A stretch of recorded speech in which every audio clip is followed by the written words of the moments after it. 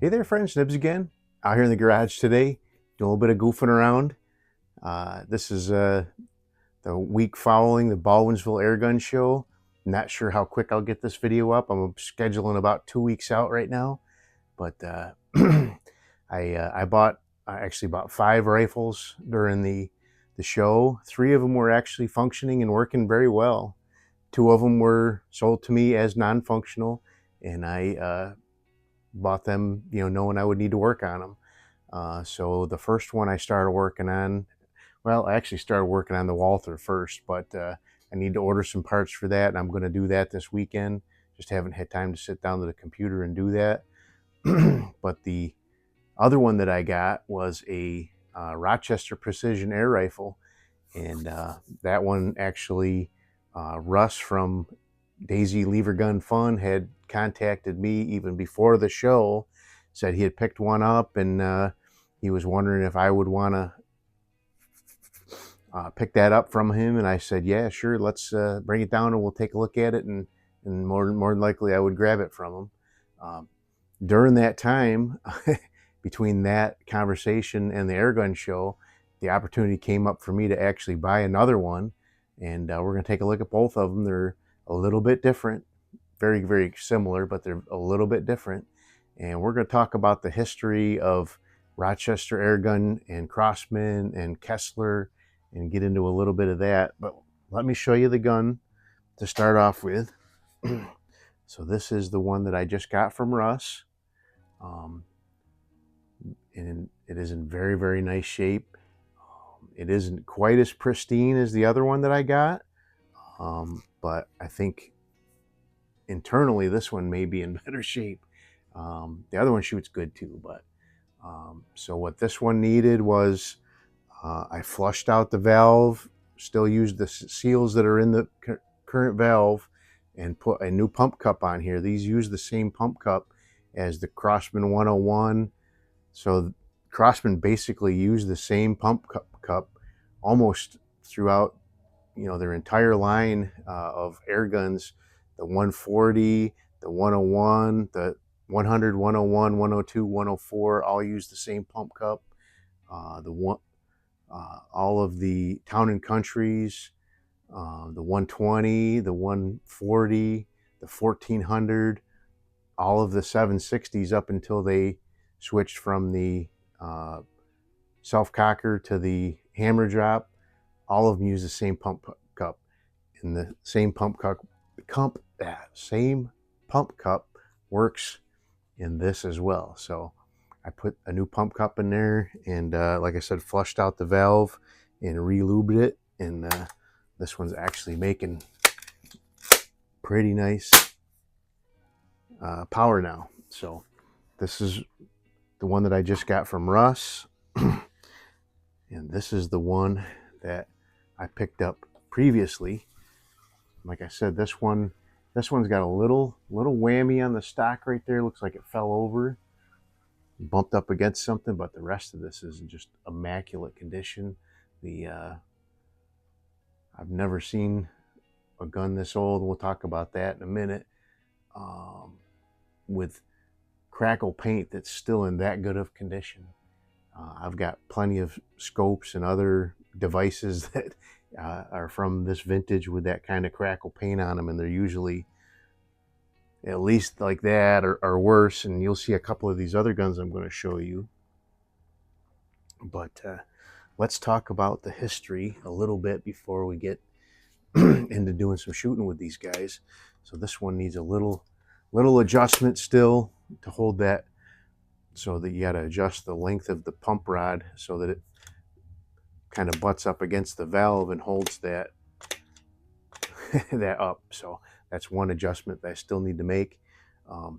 So anyway, so the Rochester Air Rifle Company was started out as a company called the Monroe Gasket Company, and they actually, before World War II, supplied Crosman with a lot of their O-rings and seals and the various rubber parts that they needed for their guns. And after World War II, they decided that they wanted to break out on their own, I guess. And I haven't really found a lot of concrete evidence in it, but some of the lore that pops up is that they actually hired one of Crosman's engineers to help them produce this Rochester precision air gun. This is a 22 caliber. The guns that Crosman had before World War II, the 101 and the 102, were both also 22 caliber. Crosman never built anything in 177 until 1949, when they came out with the Model 100 and the 104. Now this is actually a Model 100. My 102 is a little sick. It's not making pressure right now, so I'm going to have to do a little work on it. I just shot it a couple weeks ago and it was working fine. So, but that's the fickle nature of these. So I bought that 102 off of eBay several years ago now, and it was listed as non-functional, and I bought it fully expecting I would need to rebuild it. And I got it in, put some oil in it, and it has worked fine for about 2 years now. So finally the old seals in there have given up the ghost. But we will use the 101 or 100 as its stand-in surrogate. The only difference is this one's a 177 caliber and the 101 is a 22. But you can see the very similar profile. They're not the same, but the way that they're actually internally put together is completely different. But just putting them side to side, you could kind of get an idea where people would think that the Rochester one was stealing the design. Now the Crosman one, the valve and everything is threaded in through the back, and you have to put the seals in through the back. Back here you have to undo this knob and everything goes in from back here. On this one, once you take this knob off and you loosen this up here, there is actually a big bolt right here, and this whole pump tube and the whole valve and everything will come right out the front, and you can work on everything with that right out of the gun, which is a very nice design compared to the Crosman. So history has it that, so in 1946 they designed this gun. They started selling them in 47, and they only made them as a Rochester for about 2 years. And then in 1948, the Monroe Gasket and Rochester Precision Airgun Company sold out to a company called Kessler. I don't find any evidence of the Kessler company being in existence before they bought the Rochester stuff, but they moved everything to Buffalo, New York, and started making actually this gun just with Kessler on the barrel instead of Rochester. And then shortly after that, they redesigned the gun and came out. I have the redesigned one over here. I'll show you guys in a second. I want to make sure I don't drop things here. But the redesigned Kessler, it looks fairly similar. The casting here was kind of rounded off, but the barrel and the air tube look very similar. The cocking knob is still the same, and the bolts still very similar. But now you look at this shape of this stock, and I'll show you another gun that a lot of people say that Kessler was still imitating Crosman. This is a Crosman Town and Country Model 110 Junior, which came out shortly before this Kessler came out. And again, you can see, even if it wasn't plagiarism, you can see where some people might think so. This Crosman 110 has some very beautiful Very beautiful curly maple wood on it. But let's and then in around 1950 to 1951,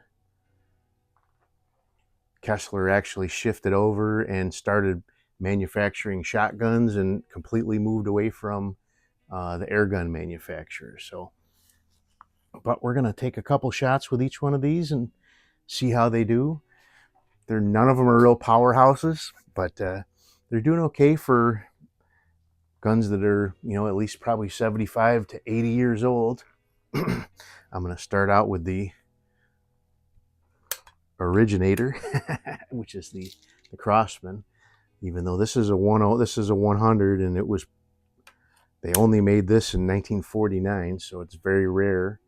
I actually do have the Crosman Model 104 up here on the rack as well, which I just recently got as well. This one's making really good pressure. All right. This one has the best sights out of the whole group either, too. I do like a good peep sight.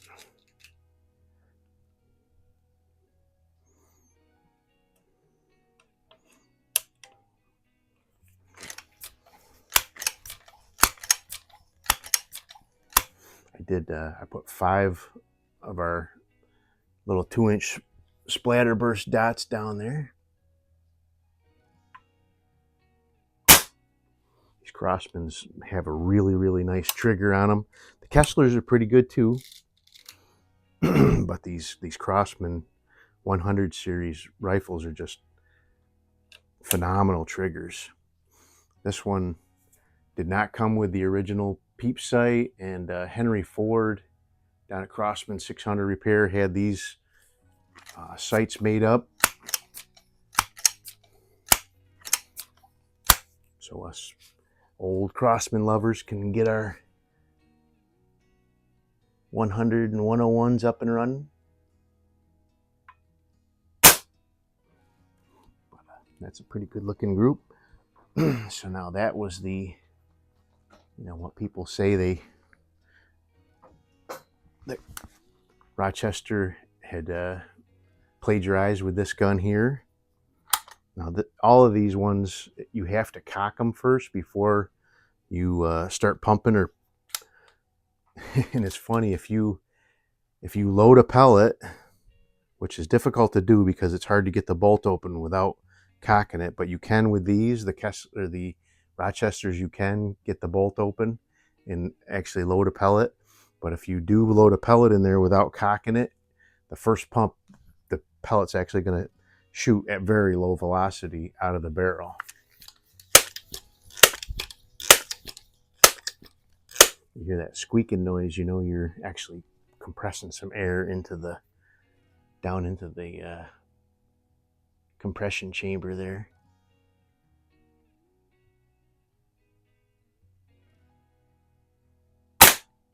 Oh, that one went a little high. But so I was starting to talk about how the difference internally is with these, and I kind of got sidetracked. But so the Crosman, you gotta work on the valve while it's up inside the gun. It's permanently fixed up inside the gun. These ones, like I said, you can take that. Oh, I think I did say that. You can take that screw out.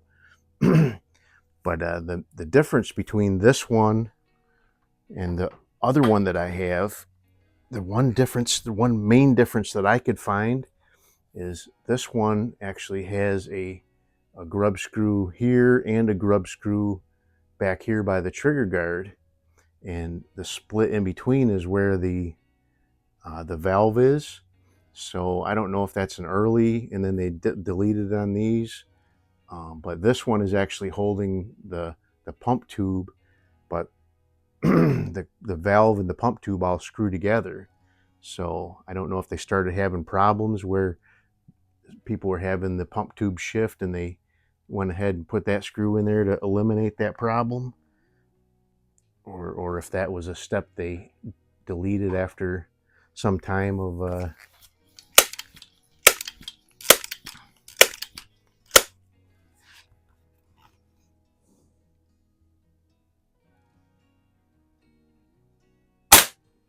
These guys have very rudimentary fixed sights on them.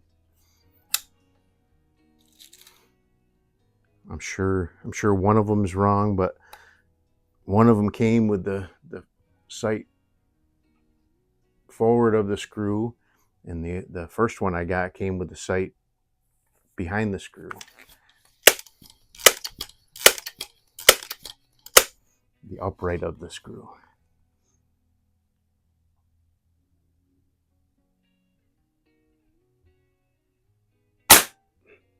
That's not bad. Let's see what the other one can do.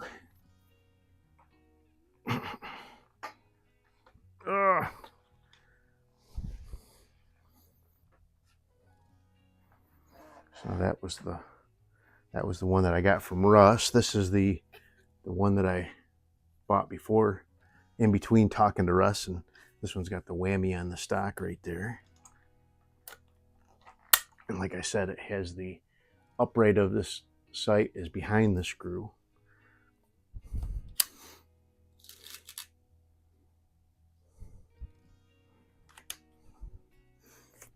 I do like the design of these though.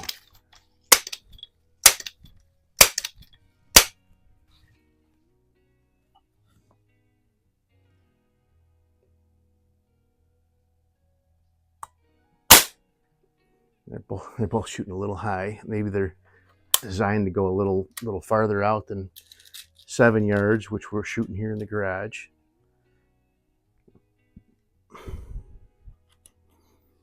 Let's see.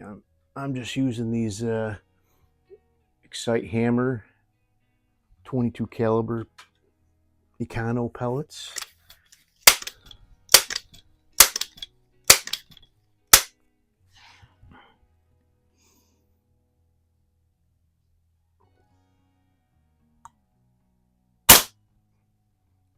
Now the V-notch on this one is a lot deeper than the V-notch on that other one, so they do look like they are probably factory. When I was searching for one of these, I'd found one for sale a couple of years ago, or maybe not quite that long ago. But I had contacted Henry Ford about if he could repair these or get me a seal kit, and he did say that the seals inside are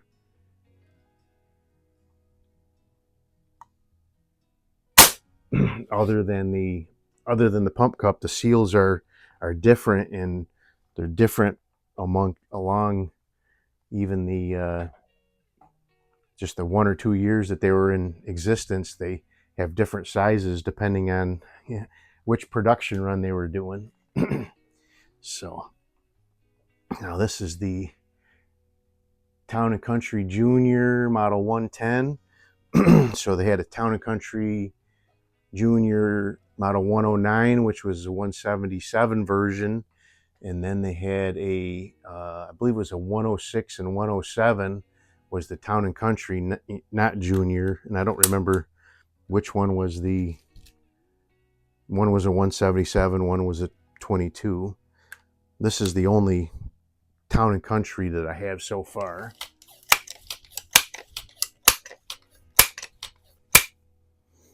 I think this one might be ready for a new pump cup. I did rebuild this one. Actually got this one from a local gun shop 3 or 4 years ago.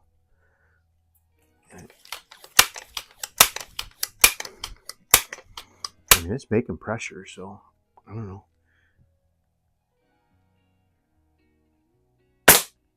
It seemed pretty wore out even when I got it. It was in pretty rough shape. Maybe I'll try one of the clear urethane cups that Henry Ford has and see if that makes a little bit better. Like the first pump doesn't feel like it's doing much, but after that you can start feeling that it's building up pressure. All right. So far the Crosman 100 looks like it's got the best group. All right, last one, the good old Kessler. So they did have a Kessler that actually looked like the two Rochesters that I have. I haven't seen one yet, but people did say that that was a thing. One of these days, maybe I will run across one. So this one does say Kessler from Buffalo, New York, but in like 1948 or 49 or somewhere in between Kessler taking over the company, they actually moved to Silver Creek, and then it would have said Silver Creek on there. Silver Creek's about 20 or 30 miles south of Buffalo. So what they did change the company's location.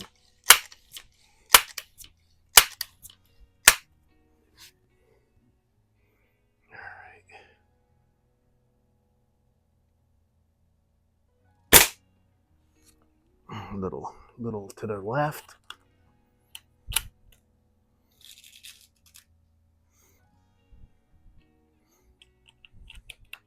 Just love the history of everything. So it's just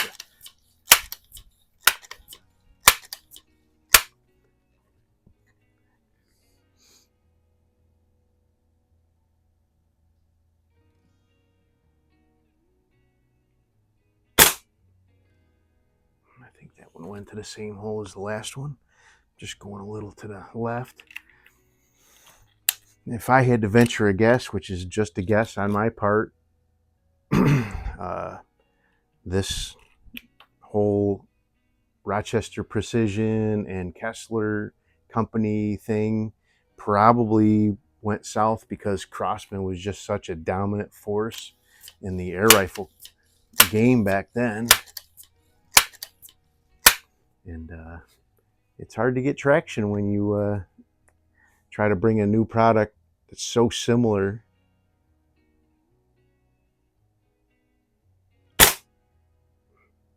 Oop, that one went high. Oh, I think I see where that other one went too, up high there. Yeah. It's not the most accurate one. Let's do one more, just see if we can get another one on the splatterburst.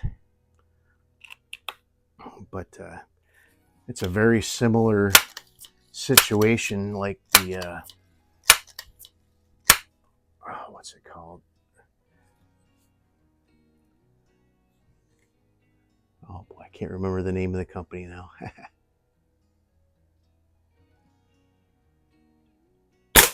There we go. There was a company, a fellow that actually helped design the 1911 with Browning.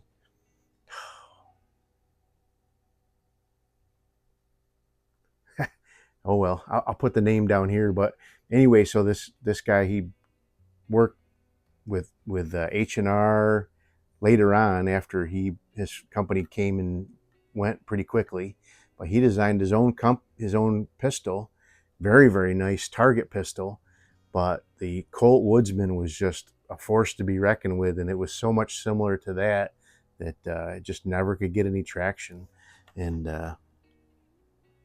it's a shame because that was a pretty cool pistol too. So, but there you go, really cool stuff. The Kessler and let me move the Crosman over. The Kessler and the Rochester air guns, really pretty cool stuff. It's pretty cool to have so much of this history out here. I got a lot of old daisies, really getting some cool stuff, some Quackenbushes, some really, really old Haenel and other German manufacturers from pre-World War II. That's pretty cool stuff too.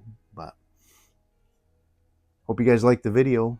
Till next time, have a great day.